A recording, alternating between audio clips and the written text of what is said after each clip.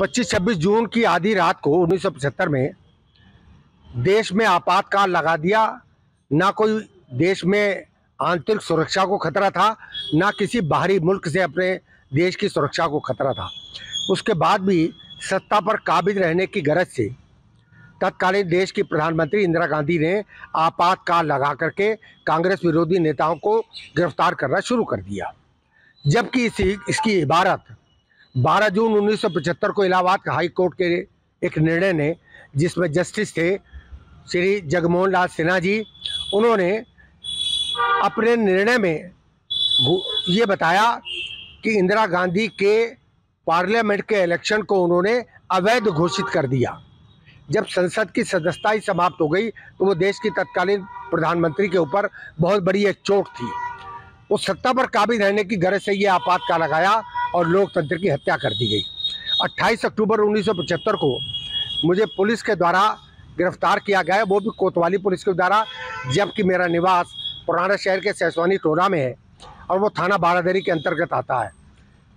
उस समय इंस्पेक्टर हुआ करते थे हाकिम राय। एक मुखबरी के आधार पर उन्होंने मुझे वहाँ मेरे घर से गिरफ्तार किया, जबकि उन्होंने मुझे दिखाया ये राजकीय इंटर कॉलेज के मैदान में मैंने 2 लड़कों को मुखबरी की सूचना के आधार पर पकड़ने की कोशिश की और ये पुलिस को देख करके भाग पड़े हुए, तो हमने डंडा फेंक के मारा और ये गिर गए और हमने इनको गिरफ्तार कर लिया, जबकि ये बिल्कुल झूठ था। मुझे मेरे घर से सैसवानी टोला से गिरफ्तार किया गया था। मैं आपातकाल में तमाम लोगों को पकड़ा गया। बरेली में भी लगभग 200-250 लोगों को गिरफ्तार किया गया, लेकिन बरेली में कुछ लोगों को मुझ जैसे बहुत टार्चर किया इस पुलिस ने। हाकिम राय ने 7 डंडे मेरे शरीर पर तोड़ दिए। मैं जब उससे भी काबू में नहीं आया तो बरेली के तत्कालीन जिलाधिकारी माता प्रसाद के 29 अक्टूबर 1975 की सवेरे वे सीओ के कमरे में आए। मुझे हवालात से निकाला गया, हाथों में मेरे हथकड़ी डाली गई और हाकिम राय ने मुझे डंडों से फिर मारना शुरू किया और उसके किसी इशारे पर उन्होंने एक प्लास मंगवाया। मैं बहुत सोचता रहा कि आखिर हमारे शरीर में ऐसा कौन सा अंग है जो प्लास से ढीला किया जाएगा या उसे कसा जाएगा, लेकिन उसके हाथ में प्लास आते ही मेरे हाथों के नाखून उन्होंने प्लास से खींचना शुरू कर दिए। मेरे हाथों से खून बह पड़ा। मेरा साथी वो उस समय सारे दृश्य को देख करके घबरा गया और उसने उस समय एक अखिल भारतीय विद्यार्थी परिषद संगठन, जिसका मैं प्रदेश कार्य समिति का सदस्य था, उसके संगठन मंत्री श्रीनिवास का पता बता दिया कि श्रीनिवास इस समय सुभाष नगर में। मेरे हाथों से बहता हुआ खून, पुलिस ने तुरंत हमको पेट्रोल कार नंबर 1 में बिठाला और सुभाष नगर ले गए। मैं अपने साथी से मुंह से बोल नहीं सकता था, इसलिए इशारे से मैंने कहा कि अब उसका घर पता तुम नहीं बताओगे, उसके घर का पता मैं बताऊँगा। मैंने पुलिस को चकमा देने की कोशिश की और आपको ध्यान होगा सुभाष नगर में एक वाजपेयी मिष्ठान भंडार है, बगल में एक गली जा रही है जो बदायूं रोड पर निकलती है। शायद 7वीं या 8वीं गली के लेफ्ट हैंड पर मैंने एक मकान की तरफ इशारा किया, खपड़ा नुमा मकान था। हाकिम राय उसमें गया और उसके घर के आसपास 3-4 और मकान देखे। चूँकि वहाँ पर श्रीनिवास था ही नहीं, इसलिए उन्हें मिलता नहीं। अंततोगत्वा मुझे वो कोतवाली में ले आए और फिर पुलिस को हिदायत दी कि इनको कचहरी पैदल ही लेकर के जाओगे। तो 29 अक्टूबर की शाम को मैं जिला जेल में पहुंचा। जिला जेल में लगभग 3.25 महीने मैंने डिस्ट्रिक्ट जेल में गुजारे। उस समय चूंकि उसी माता प्रसाद बरेली का डीएम था जिसने मुझे टॉर्चर करवाया था अपने सामने बैठ करके। उसने मेरी बी क्लास नहीं होनी थी, जबकि मेरी बी क्लास होना चाहिए, मैं उसका इंटाइटल था, लेकिन उसने नहीं किया।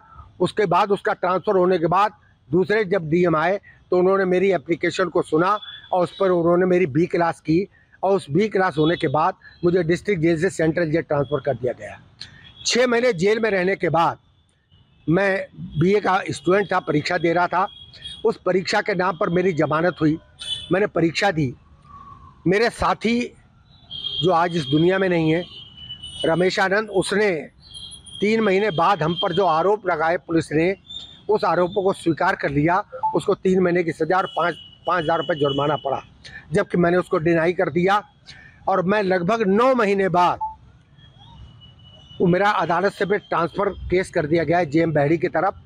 उन्होंने मुझे बाइज्जत बरी किया, क्योंकि मुझे मालूम था कि बाहर इंटेलिजेंस के लोग खड़े हैं और मेरे बाहर निकलते ही उन्होंने मुझसे सवाल दागना शुरू किए कि भाई जज साहब ने क्या निर्णय दिया है। तो मैं समझ गया इनका इशारा, तो मैंने उनको धोखा दिया। फिर और वो मेरे चकमे में आ गया। मैंने कहा मजिस्ट्रेट अजीबोगरीब आदमी है, बताओ खिड़कियाँ बंद करा दी, दरवाजे बंद करा दिए। अब कहता मैं लंच बाद आर्डर सुनाऊंगा। मुझे पता है तुम लोगों के प्रभाव में और जिला प्रशासन के दबाव में इस समय अदालतें काम कर रही है और तुम मुझे सजा कराए के बिना मानोगे नहीं। और ये कह करके मैं वहाँ से भाग निकला। मेरे ऊपर 3 दिन बाद मीसा लग गई और 8 दिन बाद मेरे घर की कुर्की हो गई। उसके बाद इमरजेंसी के, आपको याद होगा 1977 में पार्लियामेंट के इलेक्शन हुए, तब तक मैं मीसा में वारंटेड था, लेकिन पुलिस के हाथ में नहीं चढ़ पाया।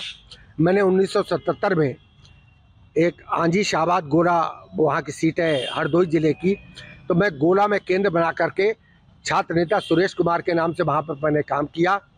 और 21 मार्च 1977 को देश में जनता पार्टी की सरकार बनी, देश के प्रधानमंत्री बने मोरारजी देसाई। उन्होंने प्रधानमंत्री बनने के बाद 21 मार्च 1977 को इमरजेंसी ख़त्म करने की घोषणा की। युवाओं को मैं एक संदेश देना चाहता हूं आपके माध्यम से कि अपने आप को इस बात के लिए ज़रूर तैयार रखें। हम लोगों ने डेमोक्रेसी में जन्म लिया है। इस देश की सत्ता और व्यवस्था वो लोकतंत्र के आधार पर चलती है। देश में भविष्य में कभी लोकतंत्र पर संकट आए तो आपको भी हम जैसे लोगों से प्रेरणा प्राप्त करके लोकतंत्र की रक्षा के लिए कुर्बानी देने को तैयार है। देश को आज़ाद कराने के लिए स्वतंत्रता सेनानियों ने अपनी जान जोखिम में डाल करके हिंदुस्तान को आज़ाद कराया था अंग्रेज़ों की गुलामी से। ऐसे ही उस समय की केंद्र सरकार ने देश को आज़ाद कराने वालों को स्वतंत्रता सेनानी का दर्जा दिया, उन्हें मान और सम्मान दिया। ऐसे ही मैं केंद्र सरकार वर्तमान को ये निवेदन करना चाहता हूँ, ये देश, समाज और सरकारों का काम होता है कि लोकतंत्र की रक्षा करने के लिए जिन लोगों ने संघर्ष किया है उनको भी स्वतंत्रता सेनानियों के बराबर की सुविधाएं दिया जाना आवश्यक प्रतीत होता है। ऐसा मेरा